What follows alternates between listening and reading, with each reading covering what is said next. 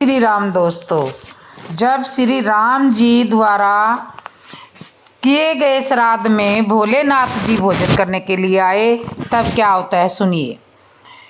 भगवान ब्रह्मा, विष्णु और महेश की लीलाएं अत्यंत न्यारी हैं। अपने भक्तों की परीक्षा वे अद्भुत तरीके से लेते रहते हैं।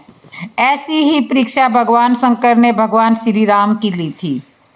एक बार अयोध्या में राघवेंद्र भगवान श्री राम ने अपने पितरों का श्राद्ध करने के लिए ब्राह्मण भोजन का आयोजन किया। ब्राह्मण भोजन में सम्मिलित होने के लिए दूर दूर से ब्राह्मणों की टोलियां आने लगी। भगवान शंकर को जब यह मालूम हुआ तो वे कौतूहलवश एक बूढ़े ब्राह्मण का रूप धारण करके ब्राह्मणों की टोली में शामिल होकर वहां पर पहुंच गए और श्री राम जी से बोले, मुझे भी भोजन करना है। अंतर्यामी भगवान श्री राम बूढ़े ब्राह्मण को पहचान गए और समझ गए कि भगवान शंकर ही मेरी परीक्षा लेने के लिए यहाँ पधारे हैं।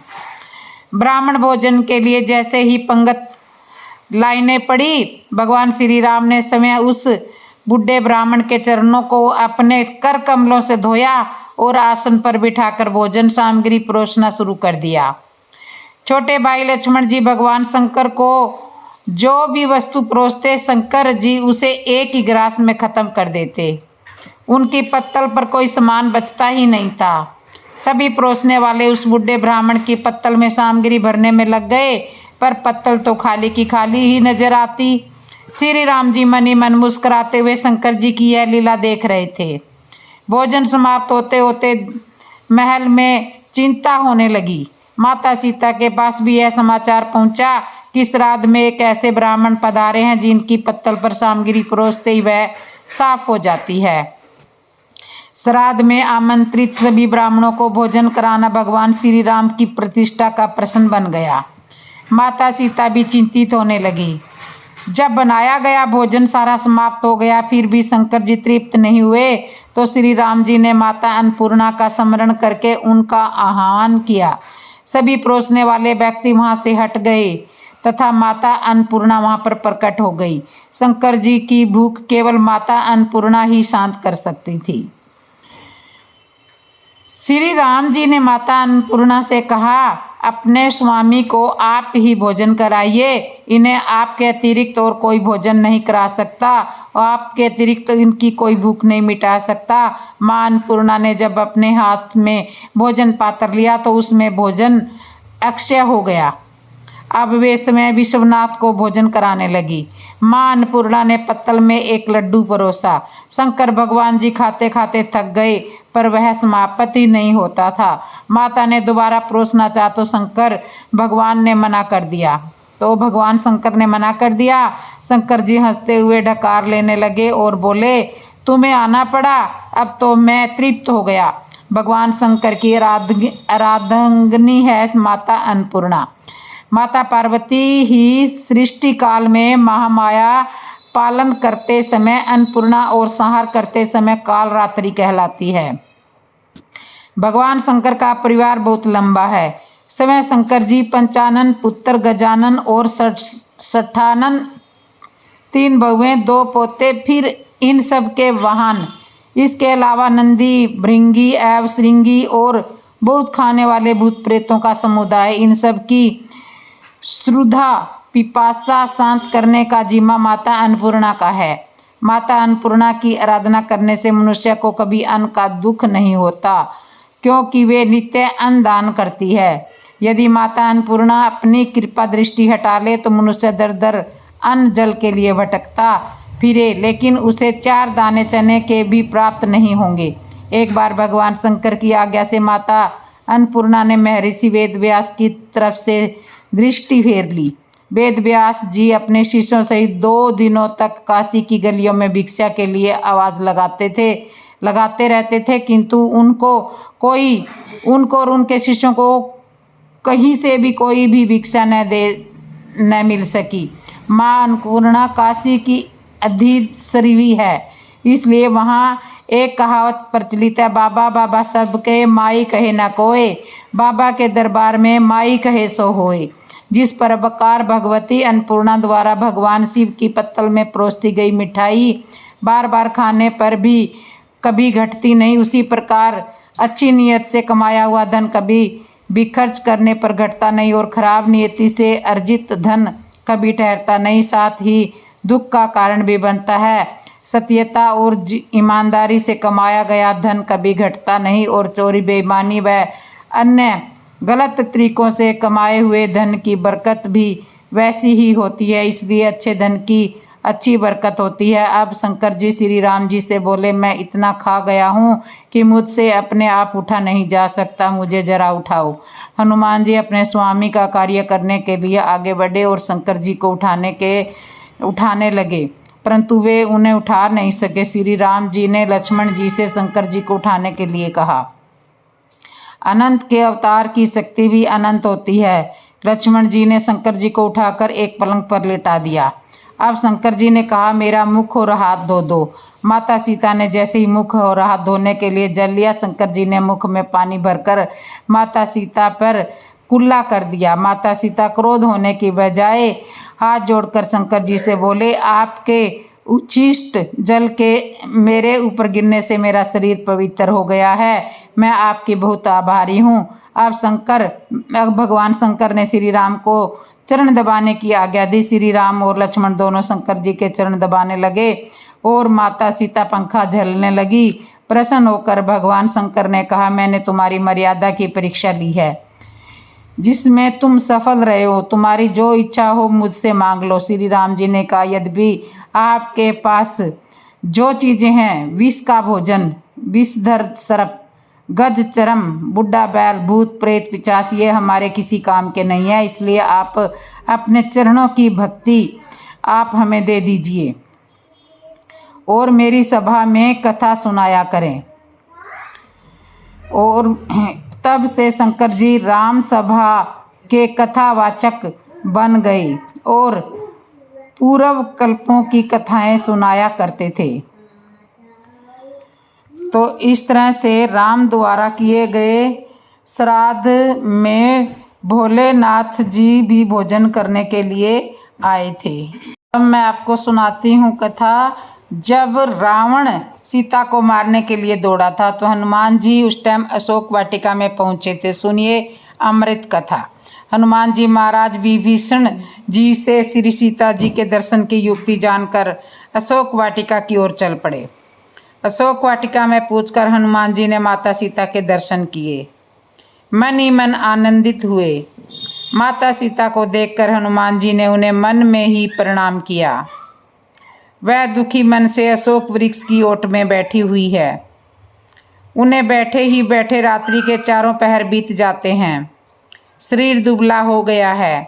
सिर पर जटाओं की एक वेणी लट है। हृदय में श्री रघुनाथ जी के गुण समूहों का जाप करती रहती है। श्री जानकी जी नेत्रों को अपने चरणों में लगाए हुए हैं, नीचे की ओर देख रही है और मन श्री राम जी के चरण कमलों में लीन है। जानकी जी को दीन दुखी देखकर पवन पुत्र हनुमान जी बहुत ही दुखी हुए। परम पुत्र हनुमान जी बहुत ही दुखी हुए। हनुमान जी को राम जी की कही हुई बातें याद आई।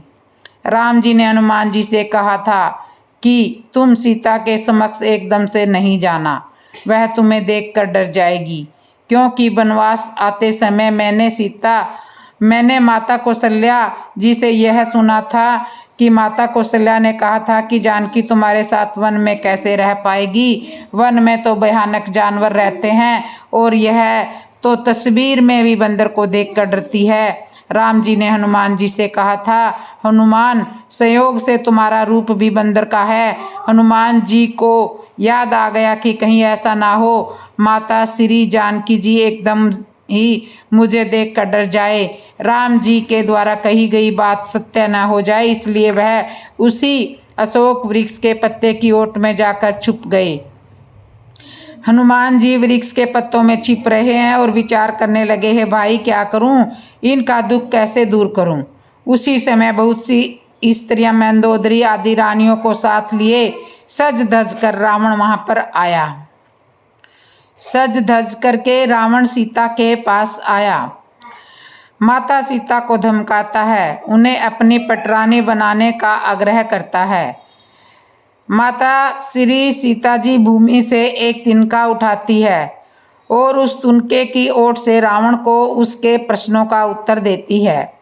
कहती है, हे दुष्ट, तुझे शर्म आनी चाहिए। जुगनू होकर अपने आप को सूर्य के समान समझता है, शियार होकर सिंहनी को पाने की आशा रखता है। तुझे तो डूब कर मर जाना चाहिए। रे दुष्ट रावण, तुझे राम की बाण की खबर नहीं है, तुझे राम जी के बाण की खबर नहीं है। सीता जी के कठोर वचनों को सुनकर रावण तलवार निकालकर बड़े गुस्से में आकर बोला, सीता, तूने मेरा अपमान किया है, मैं तेरा सिर कठोर कृपाण से काट डालूंगा, नहीं तो अब भी जल्दी मेरी बात मान ले। हे सुमुखी, नहीं तो जीवन से हाथ धोना पड़ेगा। सीता जी ने कहा, हे दशग्रीव, प्रभु की भुजा तो श्याम कमल की माला के समान सुंदर और हाथी की सूंड के समान है। या तो वह भुजा ही मेरे कंठ में पड़ेगी या तेरी भयानक तलवार ही। रे सठ, सुन, यही तेरा सच्चा प्रण है। तो सीता कहती है, हे चंद्रहास तलवार, श्री रघुनाथ जी के विरह की अग्नि से उत्पन्न मेरी बड़ी भारी जलन को तू हर ले। हे तलवार, तू शीतल, तीव्र और श्रेष्ठ धारा बहाती है, अर्थात तेरी धारा ठंडी और तेज है। तू मेरे दुख के बोझ को हर ले।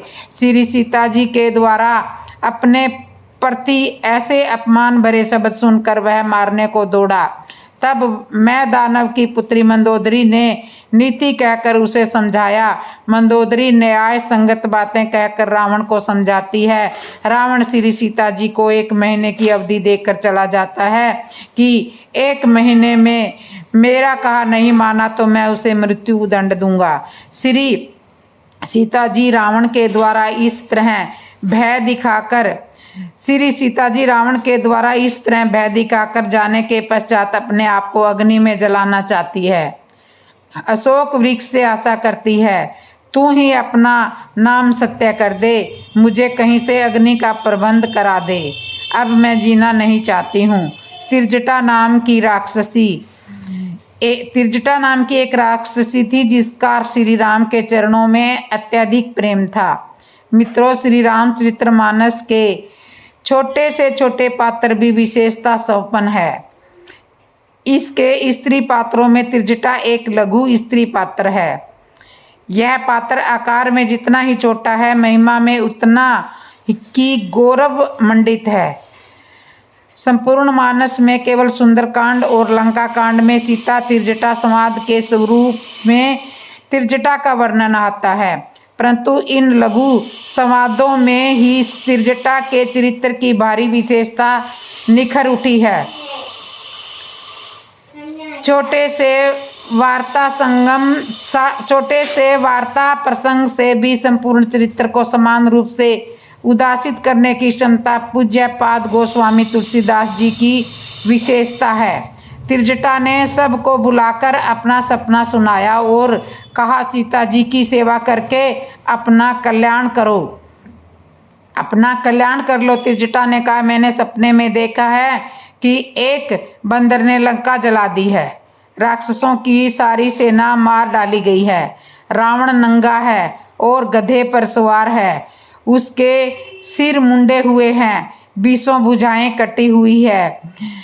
इस प्रकार से वह दक्षिण यमपुरी की दिशा में जा रहा है और मानो लंका विभीषण ने पाई है।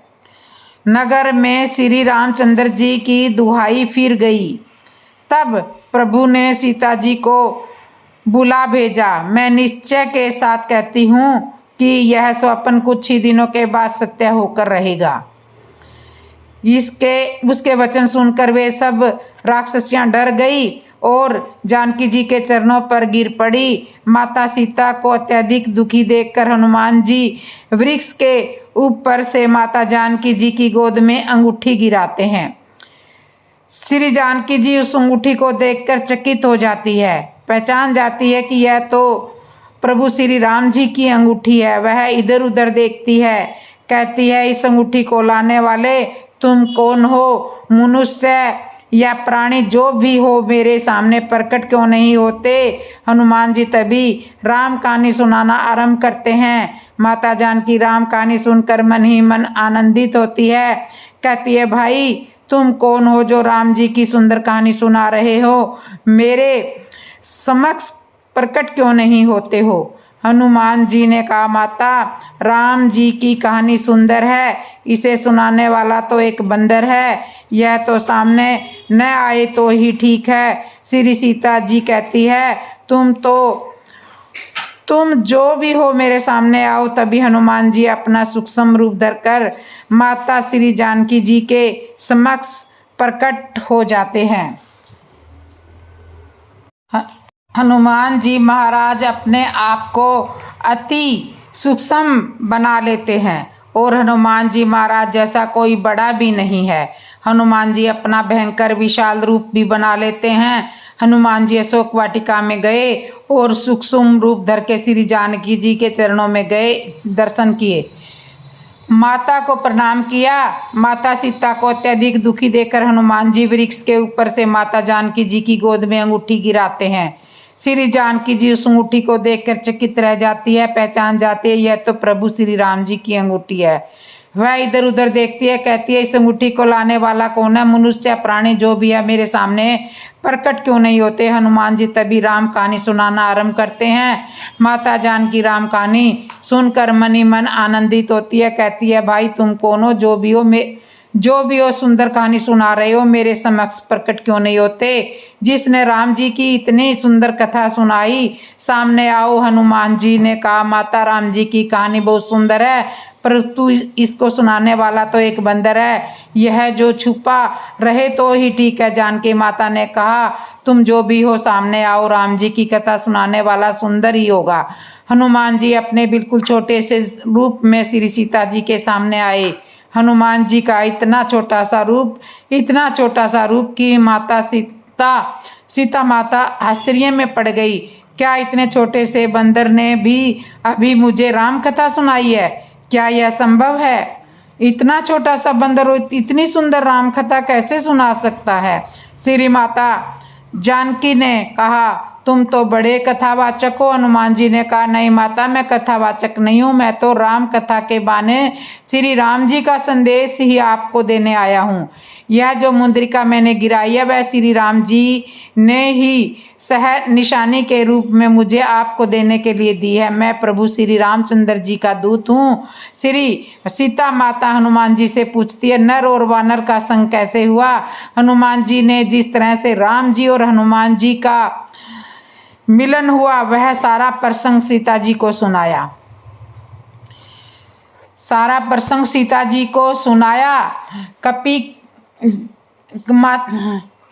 माता सीता को मन में यह विश्वास हो जाता है कि यह प्रभु श्री रामचंद्र जी का सेवक है। सीता जी कहती है, हनुमान राम जी ने मुझे बुला दिया है।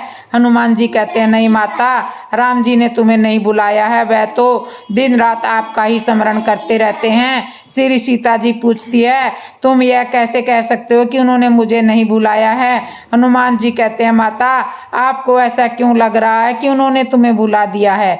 सीता जी कहती हैं, हनुमान, इंद्र के पुत्र जयंत ने मेरे पाँव में चोंच मारी थी तो उसके पीछे प्रभु ने अपना बाण लगा दिया था और इस दुष्ट रावण ने तो मेरा को हरण कर लिया है। उसके बाद भी प्रभु ने अभी तक मेरी कोई खैर खबर नहीं लिया, इसलिए मैं कहती हूँ कि उन्होंने मुझे भुला दिया है।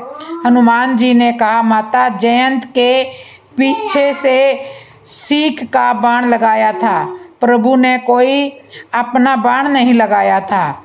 हो सकता है प्रभु ने इस दुष्ट रावण के पीछे भी कोई बाण लगा रखा हो। हनुमान जी कहते हैं, माता, प्रभु श्री राम जी ने मुझे ही रावण के पीछे बाण बनाकर लगा रखा है। सीता जी ने हनुमान जी से कहा, हनुमान, अच्छा हुआ तुमने मुझे यह बता दिया कि रावण के पीछे तुम बाण के रूप में लगे हुए हो। हनुमान जी ने कहा, माता, मेरे में इतना कहाँ सामर्थ्य है जो मैं आपको ज्ञात कराऊं। यह तो आप समय भी जानती हो कि रावण के पीछे प्रभु ने हनुमान रूपी बाण लगा रखा है। माता, तभी तो अभी कुछ समय पहले आपने रावण से कहा था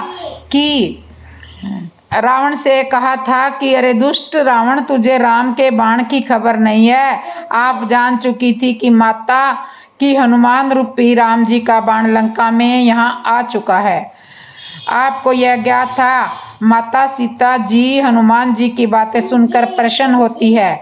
हनुमान जी कहते हैं, माता चिंता मत करो, प्रभु श्री राम जी लंका में अति शीघ्र आएंगे और हम सब भी उनके साथ रहेंगे। आपको अति शीघ्र यहाँ से लेकर जाएंगे। श्री जानकी माता ने हनुमान जी से कहा, हनुमान तुम इतने से छोटे हो, क्या राम जी की सेना में सब वानर तुम्हारे समान ही है?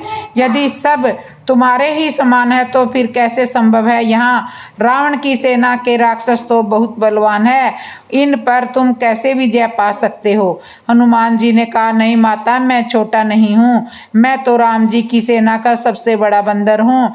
राम जी की सेना में तो और छोटे छोटे बहुत सारे वानर हैं। सीता माता आश्चर्य करने लगी, जब यह छोटा सा वानर अपने आप को सबसे बड़ा बता रहा है तो इससे छोटे और कितने छोटे छोटे होंगे। सीता जी मन ही मन विचार करने लगी, हो चुका मेरा उद्धार।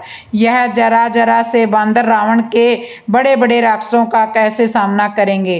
हनुमान जी ने सीता जी को कुछ चिंतित देखा तो पूछा, माता क्या आपको कुछ संदेश है? श्री सीता जी ने कहा, मेरे हृदय परम संदेहा। हनुमान, मेरे हृदय में संदेह है। इतना सुनते ही हनुमान जी ने अपना विशाल रूप बना लिया। इतना सुनकर हनुमान जी ने अपना विशाल रूप बना लिया। जब हनुमान जी ने अपना विशाल रूप प्रकट किया तो सीता माता जिन हनुमान जी के सूक्ष्म शरीर को नीचे सिर झुका करके देख रही थी, उन्हीं हनुमान जी को सीता माता आकाश की ओर सिर उठाकर देख रही है। श्री सीता जी को विश्वास हो जाता है। सीता मन भरोस तब भरऊ। हनुमान जी ने कहा, माता अब तो विश्वास है, मुझे आशीर्वाद दीजिए माता। सीता जी कहती है, थोड़े छोटे तो बनो, तुम्हारे सिर पर मेरा हाथ जाए, इतने छोटे तो बनो। तब हनुमान जी अपना छोटा रूप बना लेते हैं। हनुमान जी तुरंत छोटे बन गए। श्री सीता माता हनुमान जी को राम जी का प्रिय जानकर आशीर्वाद देती है। जानकी माता ने कहा, हनुमान जब तुम इतने बड़े हो तो फिर इतने छोटे बनकर क्यों आए? हनुमान जी ने कहा, माता पुत्र चाहे कितना भी बड़ा हो जाए, माँ के सामने तो छोटा ही होता है।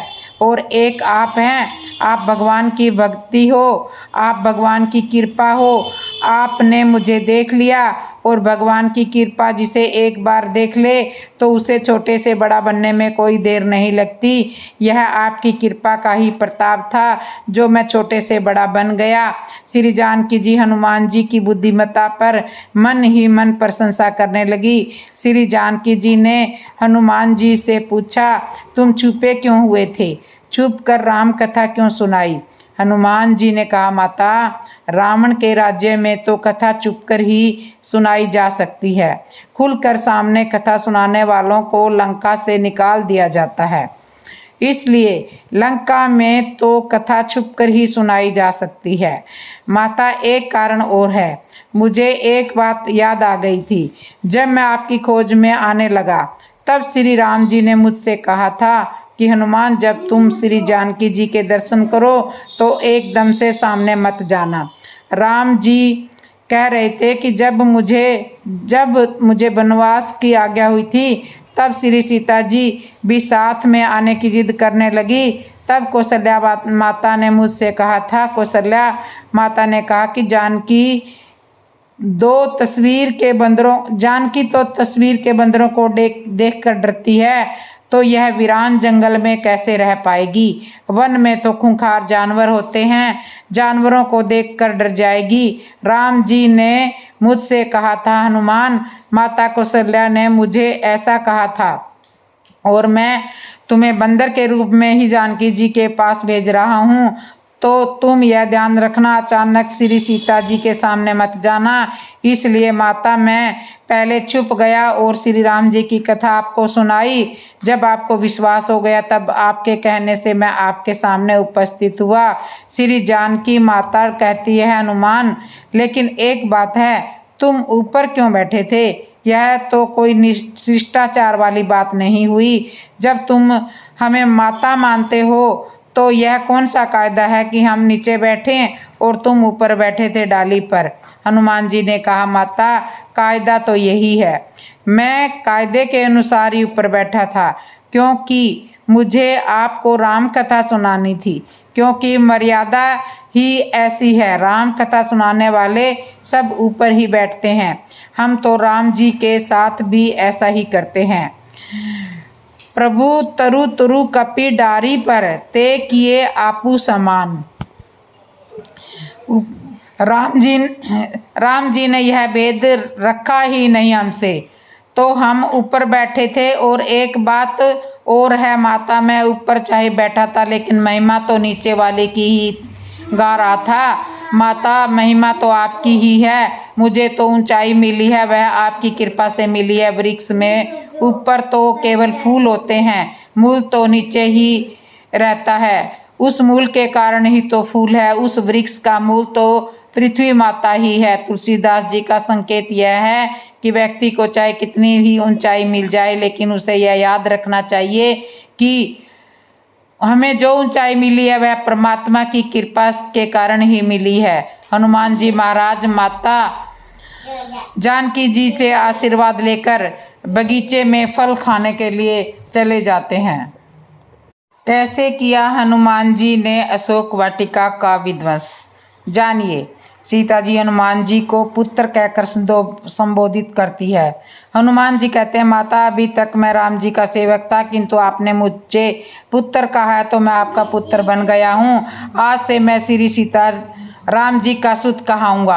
आज मेरा नया जन्म हुआ है और मेरा यह स्वभाव रहा है माता कि जब भी मेरा जन्म होता है तो मुझे जन्म लेते ही भूख लगती है। आज मुझे भूख लग रही है। हनुमान जी को अशोक वाटिका में सुंदर सुंदर फल दिखाई दे रहे हैं। अब देखिए हनुमान जी ने कितनी बढ़िया बात कही है कि यदि विषव रूपी यह फल नहीं दिखते तो वासना रूपी भूख नहीं लगती। विषयों को देखकर ही वासना जागृत होती है। हनुमान जी ने जानकी जी से कहा, माता यह फल बहुत सुंदर है। जानकी माता ने कहा, फल दिखने में सुंदर है, परिणाम में सुखद नहीं है। हनुमान जी ने पूछा, माता इतने सुंदर दिख रहे हैं तो परिणाम में सुखद क्यों नहीं है? श्री जानकी जी ने कहा कि रावण की बगिया के फल है। रावण है मोह का स्वरूप, अज्ञान का स्वरूप रावण। अज्ञान की वाटिका के फल देखोगे तो दिखने में तो सुंदर दिखेंगे, स्वाद में सुंदर नहीं होंगे। इसी तरह यह संसार है। अज्ञान की दृष्टि से तो यह बहुत सुंदर दिखता है, पर स्वरूप में वैसा नहीं है।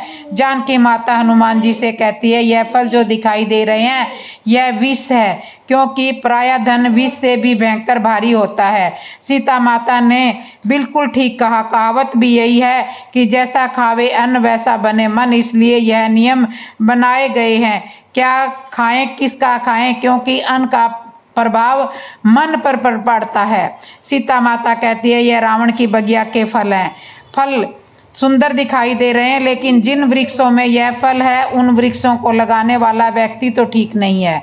जिस व्यक्ति ने इन वृक्षों को लगाया है उनका धन लूट का धन है। लोगों को सताकर इसने धन अर्जित किया है। क्या ऐसे व्यक्ति के यहाँ के फल खाओगे तो तुम्हारी बुद्धि बिगड़ेगी नहीं? यहाँ हनुमान जी ने बहुत अच्छी बात कही। हनुमान जी बोले, माता सीता यदि यह फल रावण की बगिया के होते तो मैं रावण के पास पूछने जाता और उससे पूछता कि क्या मैं फल खा सकता हूँ। और मैं यह भी मानता हूँ कि यदि यह फल रावण की बगिया के होते तो आवश्यक मेरी बुद्धि बिगाड़ सकते थे। सीता माता ने कहा, तो क्या ये तुम इसे रावण की बगिया के फल नहीं मानते हो? हनुमान जी ने कहा कि यह नासमझ लोग होंगे जो इन फलों को रावण की बगिया के फल समझते हैं। मैं तो इन फलों को आपकी बगिया के फल समझता हूँ। सीता माता ने कहा, कैसे? हनुमान जी ने कहा, देखो फल वृक्षों में लगे हैं और वृक्षों का जन्म कहाँ से हुआ? पृथ्वी से। और माता आपका जन्म भी पृथ्वी से हुआ है, तो वृक्षों का संबंध आपसे जुड़ा हुआ है, न कि रावण से। यदि पृथ्वी से वृक्षों का जन्म नहीं होता तो फल कहाँ से होते? हनुमान जी ने रावण की बगिया की वासना रूपी फलों को सीता माता से जोड़कर उपासना में बदल दिया। बस यही है, हनुमान जी महाराज वासना को उपासना में बदल देते हैं। श्री सीता जी ने कहा, हनुमान, यहाँ बहुत बड़ा विकट राक्षस रहते हैं, तुम उनकी उपस्थिति में कैसे फल खा पाओगे? हनुमान जी ने कहा, माता आप इसकी चिंता मत कीजिए, आप तो केवल मुझे आज्ञा दीजिए। श्री जानकी जी हनुमान जी को फल खाने की आज्ञा दे देती है। हनुमान जी श्री जानकी जी को फल खाने की आज्ञा लेकर बाग में प्रवेश करते हैं। बाग में पहरा देने वाले राक्षसों ने देखा कि एक वानर चला आ रहा है। एक राक्षस ने दूसरे से कहा कि बंदर आ रहा है। राक्षस तो स्वभाव से ही आलसी होते हैं। दूसरे ने कहा आने दो। फिर एक पहरेदार राक्षस ने कहा बंदर फल खा रहा है। दूसरा आलसी राक्षस बोला, खाने दो, बंदर है, 2-4 फल खाएगा चला जाएगा। हनुमान जी ने देखा कि इन राक्षसों पर तो कोई प्रभाव ही नहीं पड़ रहा है, तो हनुमान जी ने वृक्षों को उखाड़ना आरंभ कर दिया। अब तो राक्षसों ने देखा कि फल खा रहा है, वहां तक तो ठीक है, हम रावण से कह सकते थे कि वृक्षों में फल ही इतने लगे थे, किंतु अब तो यह वृक्षों को उखाड़कर बगीचा ही नष्ट करना चाहता है।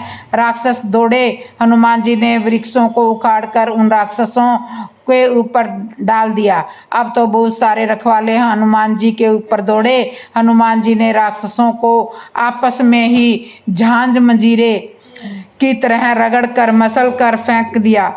अब कुछ अधमरे से हुए राक्षस रावण के दरबार की ओर भागते जा रहे हैं, पीछे देखते जा रहे हैं। हाँफते हुए रावण के दरबार में पहुंचे और रावण से कहते हैं, गोस्वामी तुलसीदास जी इस चौपाई के माध्यम से बड़ा सुंदर संकेत करते हैं। जिस तरह की भाग कर जाने वाला व्यक्ति हाँफते हुए एक वाक्य को एक ही सांस में कह नहीं सकता, इसलिए वह बीच में सांस लेते हुए एक एक शब्द कहता है, और उसी तरह इन राक्षसों ने रावण से जाकर कहा, नाथ, फिर कहा एक, फिर कहा आवा, फिर कहा कपी, फिर कहा भारी। नाथ, एक, आवा, कपी, भारी इन शब्दों को एक ही सांस में नहीं कह पाए। राक्षसों ने रावण से कहा कि एक बहुत महाबली बंदर बाग में आया है और उसने पूरे बाग को तहस नहस कर दिया है। हम रखवालों को बहुत मारा। यह सुनकर रावण को बड़ा आश्चर्य हुआ कि इतना महाबली बंदर कौन हो सकता है, यह तो केवल एक बाली का पुत्र अंगद ही हो सकता है। रावण जानता था इतना सामर्थ्य तो केवल अंगद में ही है, और अंगद को तो यह श्राप है कि मेरे पुत्र अक्षय कुमार पर यदि वह हाथ उठाता है तो वह मारा जाएगा। रावण ने विचार किया, ऐसे समय में अक्षय कुमार को ही उसके सामने भेजना चाहिए। रावण ने अक्षय कुमार को हनुमान जी को मारने के लिए भेजा। अक्षय कुमार अपनी सेना लेकर हनुमान जी के सामने गया। हनुमान जी भी जानते थे कि यह अंगद के लिए सबसे बड़ा कांटा है। जब राम जी सेना सहित लंका में आएंगे तो अंगद जी भी आएंगे, इसलिए कहीं इनके कारण अंगद जी पर कोई संकट ना आ जाए, इसलिए हनुमान जी ने अक्षय कुमार को वहीं पछाड़ दिया। अंगद जी के लिए रास्ता साफ हो गया। अब तो राक्षस सेना फिर दौड़ते हुए दरबार में गई और जाकर रावण से कहा कि उस वानर ने अक्षय कुमार को मार दिया। अक्षय कुमार की मृत्यु का समाचार सुनकर रावण बहुत दुखी हुआ और क्रोधित होते हुए बोला, ऐसा महाबली कौन बंदर लंका में आया है।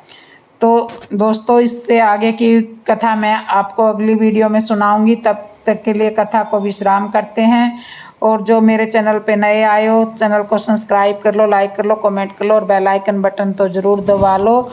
और जय श्री राम कमेंट में लिख दो, जय श्री राम दोस्तों, जय श्री राम।